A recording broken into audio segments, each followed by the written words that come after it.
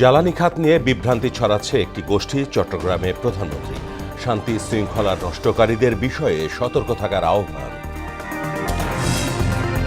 রাষ্ট্রপতি নির্বাচনের মনোনয়নপত্র বিক্রি শুরু। বিএনপির পক্ষ থেকে দুটি ফর্ম সংগ্রহ। এলডিপির অলি আহমেদকে মনোনয়ন দিল 11 দল। বিরোধী দল ফ্যাসিস্টের ভাষায় কথা বলছে, অভিযোগ মির্জা ফখরুলের। জুলাইয়ের কৃতিত্ব নিয়ে বিভাজন নয় বললেন মুক্তিযুদ্ধমন্ত্রী। এবং শেখ হাসিনার নির্দেশে গণ অভ্যুত্থানে ইন্টারনেটের গতি কমানো হয়। ট্রাইব্যুনালে কল রেকর্ড উপস্থাপন। আহতদের চিকিৎসা, বাধাগ্রস্তের চেষ্টা।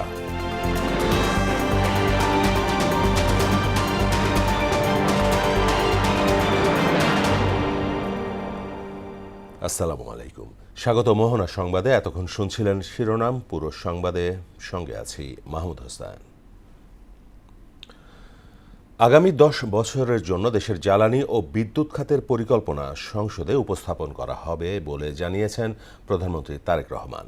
তিনি বলেন, ফ্যাসিস্ট সরকার গেল 17 বছরে জ্বালানি খাতকে ধ্বংস করে দিয়েছে।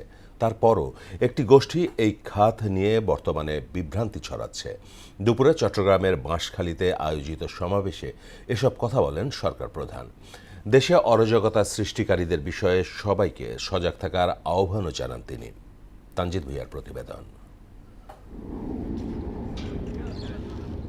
সরকার প্রধানের দায়িত্ব নেয়ার পর প্রথমবার চট্টগ্রাম কক্সবাজার সফরে গেলেন প্রধানমন্ত্রী তারেক রহমান। তেজগাঁও বিমানবন্দর থেকে ঢাকা ছাড়েন তিনি। রোববার সকাল 10:30টার দিকে কক্সবাজারের মাতারবাড়িতে পৌঁছান সরকার প্রধান। সেখানে মাতারবাড়ি গভীর সমুদ্র বন্দর, কয়লা ভিত্তিক বিদ্যুৎ প্রকল্প ও মহেশখালী সমন্বিত উন্নয়ন কর্তৃপক্ষ মিডার কার্যক্রম পরিদর্শন করেন তিনি। মেগা প্রকল্পের অগ্রগতি নিয়ে কর্মকর্তাদের সঙ্গে মতবিনিময় করেন প্রধানমন্ত্রী। এরপর চট্টগ্রামের বাঁশখালী কলেজ মাঠে সাম্প্রতিক বন্যায় ক্ষতিগ্রস্তদের পুনর্বাসনের লক্ষ্যে আয়োজিত অনুষ্ঠানে যোগ দেন সরকার প্রধান। ক্ষতিগ্রস্ত পরিবারের জন্য নতুন ঘরের চাবি হস্তান্তর করেন তিনি। পাশাপাশি ক্ষতিগ্রস্ত পরিবারকে চাল, ডাল সহ নিত্য প্রয়োজনীয় দ্রব্যাদি উপহার হিসেবে বিতরণ করা হয়। সেখানে আয়োজিত জনসভায় প্রধানমন্ত্রী তারেক রহমান বলেন, জনগণের ভোটে নির্বাচিত সরকারের মূল দায়িত্ব মানুষের পাশে থাকা। সকল ক্ষমতার উৎস হচ্ছে জনগণ। জনগণের সমর্থন থাকলে আমরা প্রত্যেকটি জনগণের স্বার্থে যতগুলি কর্মসূচি সবগুলো ইনশাআল্লাহ আল্লাহর রহমতে আমরা বাস্তবায়ন করতে সক্ষম হব। 20 কোটি মানুষের 40 কোটি হাত, প্রত্যেকটি হাত শ্রমিকের হাতে রূপান্তর করতে চাই আমরা, যাতে করে প্রত্যেকটি মানুষ দেশ গঠনে ভূমিকা রাখতে পারে। দেশের উন্নতির জন্য শান্তি শৃঙ্খলা বজায় রাখা জরুরি উল্লেখ করে তিনি বলেন, যারা অরাজকতা করতে চায় তাদের সম্পর্কে সতর্ক থাকতে হবে। 50 বছরের উপরে এই দেশের স্বাধীনতা হয়ে গিয়েছে। এখন জনগণের জন্য কাজ করার সময়, এখন দেশ গঠনের জন্য কাজ করার সময়। পৃথিবীর বহু দেশ আমাদের পরে স্বাধীন হয়েছে, কিন্তু তারা কাজ করার মাধ্যমে, পরিশ্রম করার মাধ্যমে তাদের দেশকে অনেক দূর এগিয়ে নিয়ে গিয়েছে। আজকে বাংলাদেশের মানুষকে সিদ্ধান্ত নিতে হবে যে আমরা কি আমাদের দেশকে এগিয়ে নিয়ে যাব, নাকি আমরা ঝগড়া ফ্যাসাদে লিপ্ত থাকবো। ফ্যাসিস্ট সরকার গত 17 বছরে গুটি কয়েক ব্যক্তির হাতে জ্বালানি খাতকে জিম্মি রেখে ধ্বংস করেছে বলে অভিযোগ করেন সরকার প্রধান। বিগত স্বৈরাচার আমলে এই দেশের জ্বালানি বা বিদ্যুৎ খাতকে কয়েকটি গুটি সংখ্যক ব্যক্তির হাতে তুলে দেওয়া হয়েছিল। তাদের স্বার্থ হাসিলের জন্য বিভিন্ন পরিকল্পনা গ্রহণ করা হয়েছিল, যা এই দেশের মানুষের পক্ষে নয়। মানুষ ঠিকভাবে বিদ্যুৎ পেতে পারে, গাড়ি ঘোড়া সবকিছুতে, মোটরসাইকেল সবকিছুতে যাতে গ্যাস মানুষ ঠিকভাবে পেতে পারে, সেই পরিকল্পনা আমরা গ্রহণ করব। কর্মসংস্থানের মাধ্যমে দেশে শিল্প বিপ্লব করা হবে জানিয়ে প্রধানমন্ত্রী তারেক রহমান বলেন, জনগণের প্রত্যাশা পূরণে কাজ করে যাবে সরকার। বাংলাদেশের মানুষ একই সাথে তার দেশের ভাগ্যের পরিবর্তন করবে, এবং সেই জন্যই আমরা বলি, করব কাজ, গর্ব দেশ সবার আগে। তানজিদ ভুঁইয়া, মোহনা সংবাদ। রাষ্ট্রপতি নির্বাচনের মনোনয়নপত্র বিক্রি শুরু করেছে ইসি। প্রথম দিন দুপুরে বাংলাদেশের জাতীয়তাবাদী দল বিএনপির পক্ষ থেকে দুটি মনোনয়নপত্র সংগ্রহ করা হয়। এক ব্রিফিংয়ে এ তথ্য জানিয়েছেন ইসির সিনিয়র সচিব আক্তার আহমেদ।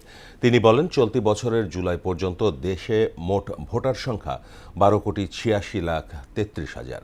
এম আর আসাদের রিপোর্ট।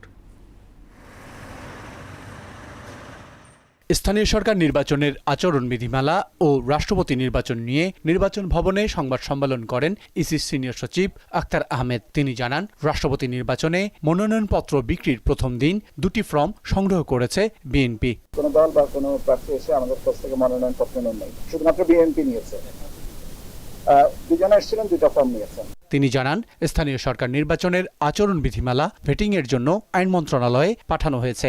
স্থানীয় সরকার নির্বাচনের ব্যাপারে আচরণ বিধিমালা গুলো আজকে আইন মন্ত্রণালয়ে পাঠিয়ে দেওয়া হচ্ছে। 5টা আপনার সিটি কর্পোরেশন, জেলা পরিষদ, উপজেলা পরিষদ, পৌরসভা এবং ইউনিয়ন পরিষদের আচরণ বিধিমালা। আইনের ব্যাপারটা এখনো পর্যন্ত পাঠানো হয়নি, নথিটা প্রক্রিয়াজাত আছে। এটা সম্পন্ন হয়ে গেলে সেটাও পাঠিয়ে দেবো। দেশে বর্তমান ভোটার সংখ্যার তথ্য তুলে ধরেন ইসি সিনিয়র সচিব আখতার আহমেদ। 31শে জুলাই পর্যন্ত ভোটারের সংখ্যা হচ্ছে 12,32,32,555। MR আসাদ, মোহনা সংবাদ, ঢাকা। 86 রাষ্ট্রপতি নির্বাচনে প্রার্থী হিসেবে এলডিপি চেয়ারম্যান অলি আহমদকে মনোনয়ন দিয়েছে জামায়াত ইসলামীর নেতৃত্বাধীন 11 দলীয় ঐক্য।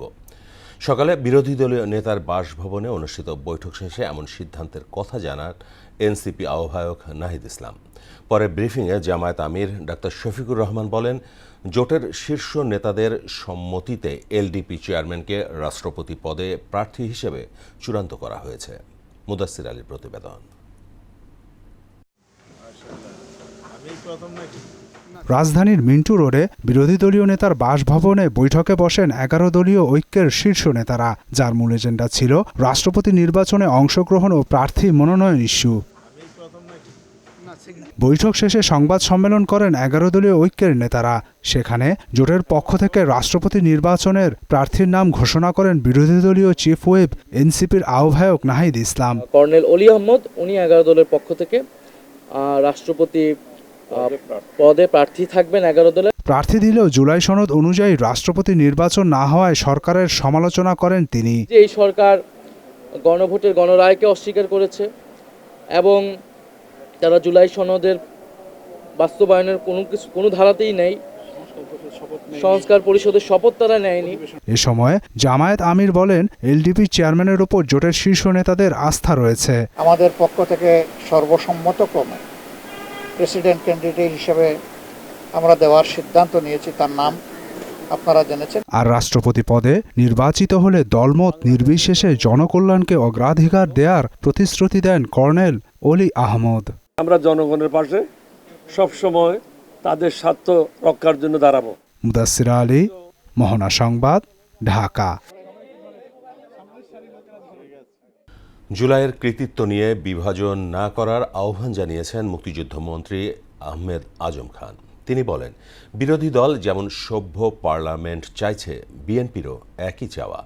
রাজধানীর বিএমইউতে ডক্টরস রেজিস্ট্যান্স ডে বাস্তবায়ন কমিটি আয়োজিত অগ্নিঝরা জুলাইয়ে চিকিৎসকের অবদান শীর্ষক আলোচনায় তিনি একথা বলেন। আন্দোলনকালে চিকিৎসকদের অসামান্য অবদানের কথা শ্রদ্ধার সঙ্গে স্মরণ করেন বক্তারা। শামীমুজ্জামান চৌধুরীর রিপোর্ট। জুলাই আন্দোলনে চিকিৎসকদের ভূমিকা শুধু হাসপাতালের চার দেয়ালের মধ্যেই সীমাবদ্ধ ছিল না। অনেক ডাক্তার আহতদের প্রয়োজনীয় সেবা এবং পরামর্শ দিয়েও সহযোগিতা করেছেন। ডক্টরস রেজিস্ট্যান্স ডে বাস্তবায়ন কমিটি আয়োজিত আলোচনা সভায় উঠে আসে অগ্নিঝরা জুলাইয়ে চিকিৎসকদের অবদানের কথা। বক্তারা বলেন, আন্দোলনে আহতদের সেবা দিতে গিয়ে চিকিৎসকরাও প্রতিকূলতার মুখোমুখি হয়েছেন। অনেক গুলিবিদ্ধ বাবা এসেছে, অনেক মা এসেছে, অনেক সাধারণ পথচারী এসেছে যাদের আমরা ট্রিটমেন্ট করেছি এবং সম্পূর্ণ আমাদের নিজেদের অর্থায়নে, আমাদের বিল্ডিং অ্যাসোসিয়েশন মেম্বারদের সহায়তায়। এই অবদান সকল রাজনৈতিক দলের, আপামর জনসাধারণের। আপনারা রাস্তায় আন্দোলনের রাস্তায় ছিলেন, যখন কেউ একটি পানির ঝুড়ি রেখে যেত কোনোদিন পরিচয় দিত না। আপনাদের যারা জুলাই যোদ্ধা, তাদের অবদানের কথা কোনোভাবেই অস্বীকার করলে চলবে না। আবু সাইদদের কথা, ওয়াসিমদের কথা কিন্তু আমাদেরকে সবসময় মনে রাখতে হবে। যেই কয়েকজন মানুষ পেছন থেকে অনুপ্রেরণা জুগিয়েছে, কাজ করেছে, তাদের মধ্যেও কিন্তু বেশ কয়েকজন নামকরা ডাক্তার আছেন। অনুষ্ঠানে জুলাই আন্দোলনে শহীদ চিকিৎসক সজীবের বাবা ছেলেকে নিয়ে আবেগঘন স্মৃতিচারণ করেন। ডাক্তার সজীব গুলিবিদ্ধ হয়েছে, তুমি দ্রুত ঢাকা মেডিকেল উত্তরা আধুনিক হাসপাতালে যাও। তো একজন ডাক্তার নাম অনেক ফোন করে জানালো সময় সরকার স্বর্ণা দ্রুত হাসপাতালে চলে গেল। বক্তব্যে পরিকল্পনা প্রতিমন্ত্রী জুনায়েদ সাকি বলেন, একটি নির্দিষ্ট গোষ্ঠী জুলাই বিপ্লব ও অর্জনকে এককভাবে নিজেদের দাবি করতে চায়। আর মুক্তিযুদ্ধ মন্ত্রী আহমেদ আজম খান বলেন, বিরোধী দল রাজনৈতিকভাবে অসহযোগিতা করলেও জনগণকে সঙ্গে নিয়ে বর্তমান সরকার দেশ গঠনে এগিয়ে যাবে। জুলাইয়ের যে রাজনৈতিক, সামাজিক, অর্থনৈতিক, সাংস্কৃতিক আকাঙ্ক্ষা মানুষের মধ্যে তৈরি হয়েছে, এটা বাস্তবায়নের মধ্য দিয়ে আমরা আসলে এই শ্রদ্ধার কথা রাখতে পারবো। নির্বাচিত সরকারের বিরুদ্ধে অভ্যুত্থান, এই অলীক কল্পনাও ভুলে যান। আর এত অধৈর্য হয়ে এখনই ক্ষমতার লোভ লালসা থেকে দূরে থাকুন। 5 বছর পর নির্বাচন হবে, জনগণ যদি আপনাদের ভোট দেয়, আপনারা তখন ক্ষমতায় আসবেন। মন্ত্রী বলেন, জুলাই কোনো একক আন্দোলন নয়, এর পেছনে রয়েছে বিগত 17 বছরের দীর্ঘ সংগ্রামের গল্প। আমাদেরকে ঐক্যবদ্ধ থাকতে হবে। শামীমুজ্জামান চৌধুরী, মোহনা সংবাদ, ঢাকা। জলবায়ু পরিবর্তনের কারণে বাংলাদেশ অন্যতম ঝুঁকিপূর্ণ দেশের তালিকায় রয়েছে বলে মন্তব্য করেছেন তথ্য ও সম্প্রচার মন্ত্রী জহিরুদ্দিন স্বপন। এর মধ্যে উপকূলীয় এলাকাগুলোতে বেশি ঝুঁকি তৈরি হয়েছে বলে জানান তিনি। সকালে বরিশালের বেলস পার্ক মাঠে 15 দিনব্যাপী বিভাগীয় বৃক্ষরোপণ অভিযান ও মেলার উদ্বোধন অনুষ্ঠানে এসব কথা বলেন মন্ত্রী। জলবায়ু পরিবর্তনের এই সংকট মোকাবিলায় বৈশ্বিক সমাধানের পাশাপাশি জ্বালানি ব্যবহারে সবাইকে সচেতন হওয়ার তাগিদও দেন তিনি। নবায়নযোগ্য জ্বালানি, হাইড্রো পাওয়ার এবং সোলার পাওয়ারের উপরে যাতে আমরা আমাদের নির্ভরশীলতা করি, কারণ জীবাশ্ম জ্বালানি ব্যবহার করলেই কার্বন নিঃসরণের পরিমাণ বাড়ে এবং আমাদের তাপমাত্রা ব্যতিক্রম তৈরি হয় এবং আমাদের জলবায়ুর বাসযোগ্য চরিত্র নষ্ট হয়ে যায়। আমরা আমাদের মেয়াদের 5 বছরে প্রতি বছর 5 কোটি করে বৃক্ষরোপণ করব নিম্নতম পক্ষে। জনগণের ভোটে নির্বাচিত বিএনপি সরকার নির্বাচনী ওয়াদা পূরণে বদ্ধপরিকর বলে জানিয়েছেন তথ্য ও সম্প্রচার প্রতিমন্ত্রী ইয়াসের খান চৌধুরী। দুপুরে জাতীয় প্রেস ক্লাবে একটি বইয়ের মোড়ক উন্মোচন অনুষ্ঠানে তিনি একথা বলেন। ধর্মকে পুঁজি করে বিএনপি রাজনীতি করে না উল্লেখ করে নতুন প্রজন্মকে জিয়া পরিবারের আত্মত্যাগ ও রাজনীতির সঙ্গে পরিচিত করতে সবার প্রতি আহ্বান জানান তথ্য প্রতিমন্ত্রী। নির্বাচনের ইশতেহার জনগণের কাছে তুলে ধরেছি বলেই তারা বিশ্বাস করে আমাদের উপর আস্থা রেখে আমাদেরকে নির্বাচিত করেছে, রাষ্ট্র পরিচালনার দায়িত্ব দিয়েছে। আমরা কিন্তু কোনো বেহেশতের টিকিট বিক্রি করে বা বেহেশতের স্বপ্ন দেখিয়ে আমরা নির্বাচিত হইনি। আমরা বাস্তবতা নিরীক্ষে জনগণকে সাথে নিয়ে দেশ গড়ার স্বপ্ন দিয়ে দেশ গড়তে পারবো বিধায় বিশ্বাস করে জনগণ আমাদেরকে। হাসিনার নির্দেশেই জুলাই আন্দোলনে ইন্টারনেটের গতি কমিয়ে রাখা হয়েছিল, এ সংক্রান্ত একটি কল রেকর্ড ট্রাইব্যুনালে উপস্থাপন করা হয়েছে বলে জানিয়েছেন প্রসিকিউটর গাজী MH তাবিব। পাশাপাশি আন্দোলন দমাতে তৎকালীন আওয়ামী নেতাদের 14টি কল রেকর্ড উপস্থাপন করা হয়েছে। এছাড়াও জাতিসংঘের প্রতিবেদনের একটি অংশ তুলে ধরা হয় ট্রাইব্যুনালে, যেখানে তৎকালীন ক্ষমতাসীন আওয়ামী সরকার জুলাই আন্দোলনে আহতদের চিকিৎসা বাধাগ্রস্ত করেছে বলে অভিযোগ উঠেছে। মুদাসসির আলীর আরেকটি প্রতিবেদন। আসসালামু আলাইকুম ভাই, পলক বলছি। এটা একটু স্লো করে দাও। জি, একটু নেত্রীর পারমিশনটা নিয়ে নাও। বলা আছে তো যে উনি না বললে না, ওনাকে জিজ্ঞেস করেই বলবো। এভাবেই শেখ হাসিনার নির্দেশে পলককে ইন্টারনেটের গতি কমিয়ে রাখতে বলেন ওবায়দুল কাদের। অথচ জুলাই আন্দোলন তখনও গণ অভ্যুত্থানে রূপ নেওয়ার মতো পর্যায়ে পৌঁছায়নি। রোববার আন্তর্জাতিক অপরাধ ট্রাইব্যুনাল 2-এ ওবায়দুল কাদের সহ আওয়ামী লীগ ও এর অঙ্গ সংগঠনের 7 জনের বিরুদ্ধে তৃতীয় দিনের যুক্তিতর্ক উপস্থাপন হয়। বিষয়টি শুধু কথোপকথনের মধ্যেই সীমাবদ্ধ ছিল না। এ সংক্রান্ত বিটিআরসির একটি ডকুমেন্টারি এভিডেন্সও দাখিল করে প্রসিকিউশন। এতে 2024 সালের 16 জুলাই 59টি বিশ্ববিদ্যালয়ে 3G ও 4G নেটওয়ার্ক বন্ধের নির্দেশনা রয়েছে। পরিষ্কার করে লেখা আছে যে প্রতিমন্ত্রী প্রযুক্তি প্রতিমন্ত্রী জনাব জুনায়েদ আহমেদ পলক সাহেবের মৌখিক নির্দেশনা ক্রমে 59টি বিশ্ববিদ্যালয়ে 16 জুলাই সন্ধ্যা 6টা থেকে 4টি মোবাইল নেটওয়ার্কের 3G এবং 4G নেটওয়ার্ক বন্ধ করে দেওয়া। এক্ষেত্রে প্রসিকিউশন তৎকালীন প্রধানমন্ত্রী শেখ হাসিনাকে অনুমোদনকারী ওবায়দুল কাদেরকে নির্দেশদাতা ও আইসিটি প্রতিমন্ত্রী জুনায়েদ আহমেদ পলককে নির্দেশ পালনকারী হিসেবে ট্রাইব্যুনালে তুলে ধরেন। নির্দেশদাতা হলেন ওবায়দুল কাদের, অনুমোদনকারী হলেন শেখ হাসিনা এবং কার্যকরী যিনি করলেন, এক্সিকিউট করলেন জুনায়েদ আহমেদ পলক। এছাড়াও জুলাই আন্দোলন চলাকালে চট্টগ্রামের আওয়ামী লীগ নেতা নাসির উদ্দিনের সঙ্গে ওবায়দুল কাদেরের ফোন আলাপ হয়। এতে নাসির উদ্দিন জানান চট্টগ্রাম নিয়ন্ত্রণের কথা। পুরো চট্টগ্রাম পুরো কন্ট্রোলে, পুরো চট্টগ্রাম একদম ইউনিভার্সিটি। তুমি নিশ্চিন্তে দেখেন, 100% নিশ্চিন্তে দেখেন। পাশাপাশি আরো 14 জনের সঙ্গে ওবায়দুল কাদেরের ফোন আলাপ রয়েছে বলে জানান প্রসিকিউটর তামিম। আওয়ামী লীগের তৎকালীন রাজনৈতিক সকল নেতৃবৃন্দের সাথে কথোপকথন করেছে। তার 14টি কথোপকথন আমরা ট্রাইব্যুনালে আজকে উপস্থাপন করেছি। এদিকে জাতিসংঘের প্রতিবেদনের একটি অংশ ট্রাইব্যুনালে তুলে ধরে প্রসিকিউশন। এতে উঠে আসে তৎকালীন ক্ষমতাসীন আওয়ামী লীগ সরকার আন্দোলনে আহতদের চিকিৎসা বাধাগ্রস্ত করে। যারা হাসপাতালে ট্রিটমেন্ট নিতে গিয়েছে সেখান থেকে তাদেরকে গ্রেফতার করা হয়েছে। মুদাসসিরা আলী, মোহনা সংবাদ, ঢাকা। বাংলা চলচ্চিত্রের জনপ্রিয় নায়ক সালমান শাহের মৃত্যুর ঘটনায় দায়ের করা হত্যা মামলার আসামি অভিনেতা ডন হককে গ্রেপ্তার করেছে পুলিশ। বিকেলে বিমানবন্দর এলাকা থেকে ইমিগ্রেশন পুলিশ তাকে আটক করে। পরে তাকে মামলার তদন্তকারী সংস্থা সিআইডির কাছে হস্তান্তর করা হয়। সালমান শাহের মৃত্যুর প্রায় 3 দশক পর এ ঘটনায় হত্যা মামলা পরিচালনার নির্দেশ দেন আদালত। পুলিশ ব্যুরো অব ইনভেস্টিগেশন পিবিআই-এর দীর্ঘ তদন্তে সালমান শাহের মৃত্যুকে আত্মহত্যাজনিত বলে উল্লেখ করা হয়। তবে তার পরিবার ও ভক্তদের একটি অংশ ওই তদন্তের রিপোর্ট মেনে নেয়নি। গত বছরের 21 অক্টোবর রাজধানীর রমনা থানায় হত্যা মামলা করেন সালমান শাহের মামা মোহাম্মদ আলমগীর।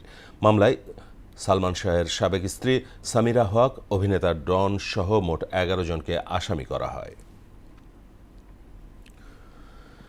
রাজধানীতে পুরোপুরি কাটেনি গ্যাস সংকট। কোনো কোনো এলাকার বাসা বাড়িতে চুলা জ্বলতে শুরু করলেও গ্যাসের চাপ কম। ফিলিং স্টেশনগুলোতে গাড়ির দীর্ঘ সারি কমেছে। তারপরও 30 মিনিট থেকে 1 ঘন্টা পর্যন্ত অপেক্ষা করতে হচ্ছে চালকদের। গ্যাস সংকট নিয়ে জ্বালানি মন্ত্রীর আশ্বাসের বাস্তবায়ন দেখতে চান নগরবাসী। বলেন সরকারকে আরও আশু পদক্ষেপ নিতে হবে। আরও জানাচ্ছেন উষা ফেরদৌস। আশা করি বিকালের মধ্যে ফ্রিজিং শেষ হয়ে যাবে।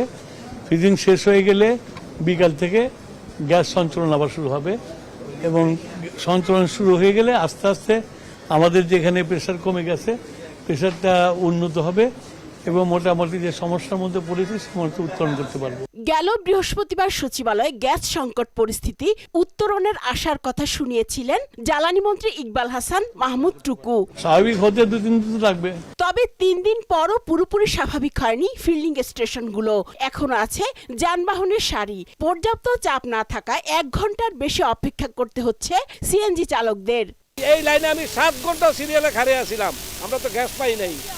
এখন মোটামুটি একটু হয়েছে, মোটামুটি এখনো পুরাপুরি হয় না। এখন একটু চাপ কমছে, কিন্তু আগে অনেক লাইন থাকতো, এখন একটু কমছে। আজকে এসে একটু পালাম। বলতেছে একটা হইতেছে আর একটা, রাত্রেবেলা দেখতেছে সারাদিন দেখতেছে যানজট লাগাইতেছে, আর রাত্রেবেলা দেখতেছে আপনার কাভারমেন্ট লাগাইয়া এই গ্যাস নিয়ে যেতেছে ঢাকার বাইরে। অস্বস্তি রয়ে গেছে আবাসিক এলাকাগুলোতেও।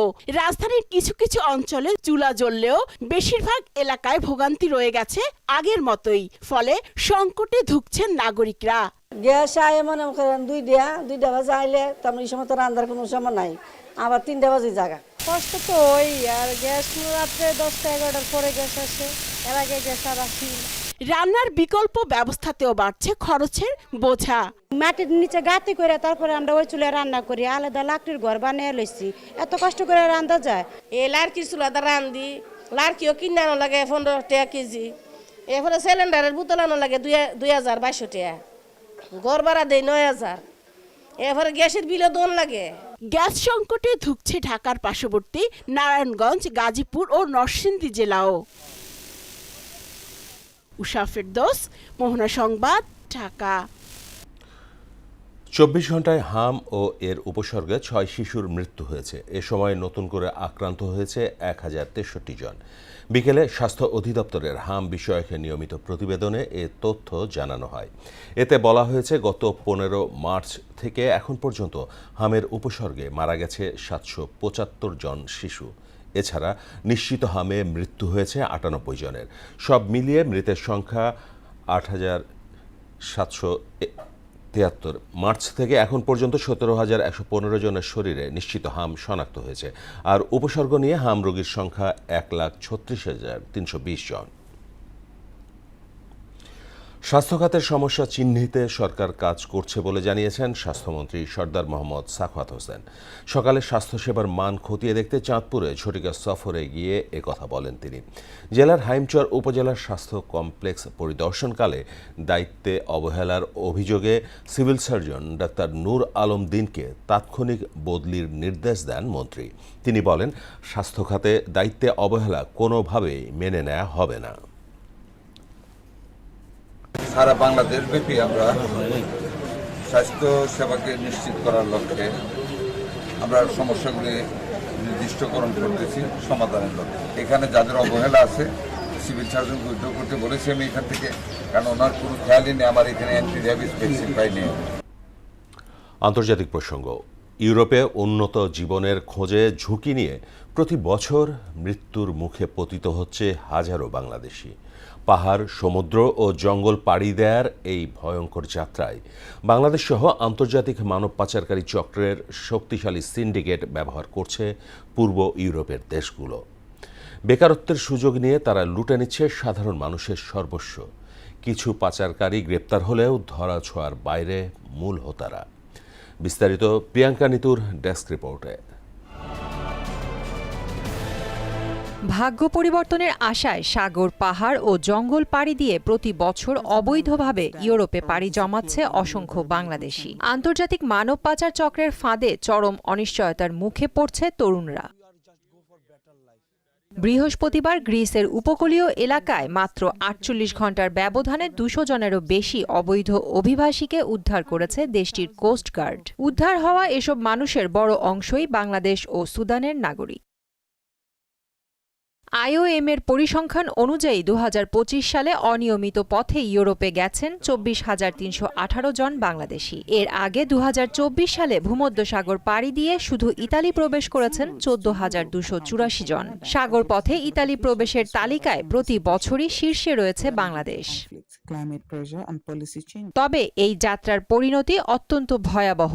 গত এক দশকে ভূমধ্যসাগর পাড়ি দিতে গিয়ে প্রায় 30,000 মানুষ মারা গেছেন বা নিখোঁজ হয়েছেন।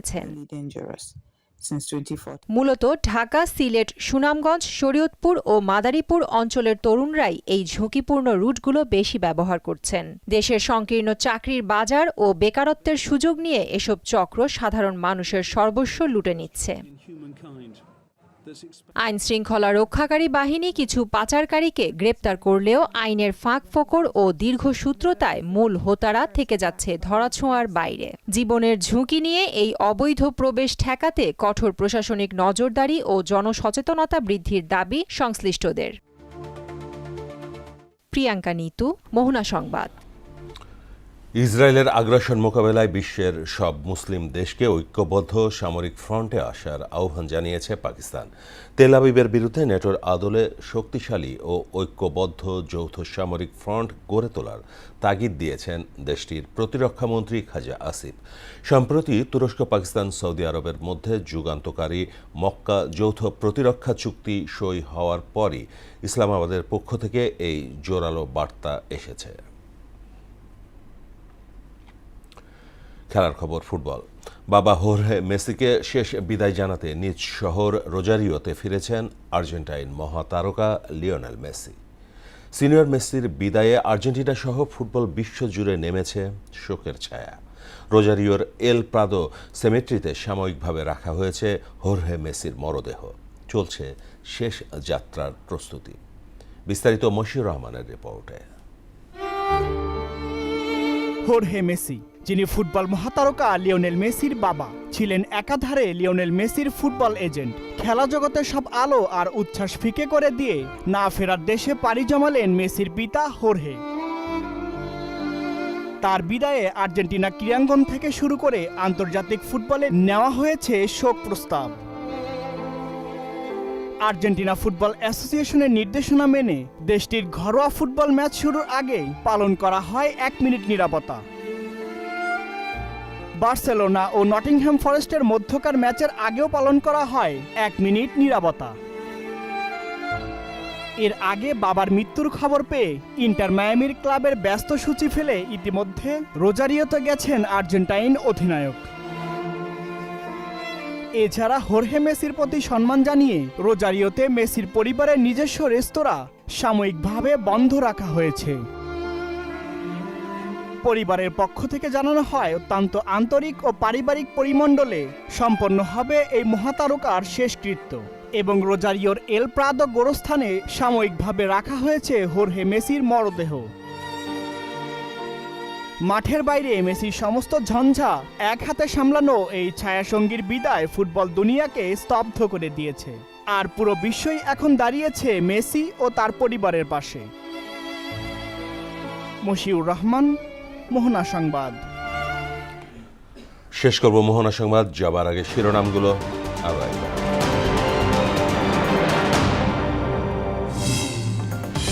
জ্বালানি খাত নিয়ে বিভ্রান্তি ছড়াচ্ছে একটি গোষ্ঠী, চট্টগ্রামে প্রধানমন্ত্রী। শান্তি শৃঙ্খলা নষ্টকারীদের বিষয়ে সতর্ক থাকার আহ্বান। রাষ্ট্রপতি নির্বাচনের মনোনয়নপত্র বিক্রি শুরু, বিএনপির পক্ষ থেকে 2টি ফর্ম সংগ্রহ। এলডিপির অলি আহমদকে মনোনয়ন দিল 11 দল। বিরোধী দল ফ্যাসিস্টের ভাষায় কথা বলছে, অভিযোগ মির্জা ফখরুলের। জুলাইয়ের কৃতিত্ব নিয়ে বিভাজন নয় বললেন মুক্তিযুদ্ধ মন্ত্রী। এবং শেখ হাসিনার নির্দেশেই গণ অভ্যুত্থানে ইন্টারনেটের গতি কমানো হয়, ট্রাইব্যুনালে কল রেকর্ড উপস্থাপন। আহতদের চিকিৎসা, বাধাগ্রস্তের চেষ্টা। এই ছিল মোহনা সংবাদে। পরবর্তী সংবাদ রাত 9টায়, এর আগে সন্ধ্যা 7টায় দেখবেন সংবাদ। মোহনা সবশেষ খবর জানতে ভিজিট করুন www.mohana.tv। সংবাদ দেখতে পারেন ফেসবুক ও ইউটিউবে। এতক্ষণ সঙ্গে থাকার জন্য সবাইকে ধন্যবাদ।